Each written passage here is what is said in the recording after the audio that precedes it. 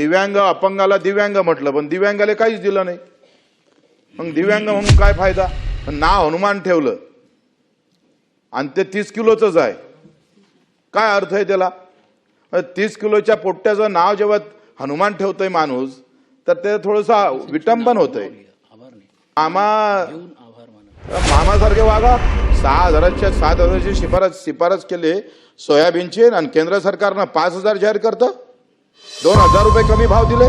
आणि एकनाथजी शिंदे साहेबांना ज्या पद्धतीनं लाडकी बहिणीची योजना आणली, सन्मान्य देवाभाऊनी त्याला प्रतिसाद दिला. मुख्यमंत्री असताना मला अतिशय गर्व वाटतं का मागच्या सरकारनं ही लाडकी बहीण सुरू केली आणि लाडक्या बहिणीमध्ये अधिक त्याच्यात अडचण आहे.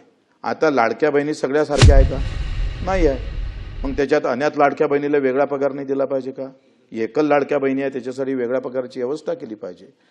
ते सुद्धा सुधारणा भविष्यात आपल्याला करावं लागेल अशी विनंती करतो आणि आपण बोलू दिलं त्याबद्दल धन्यवाद.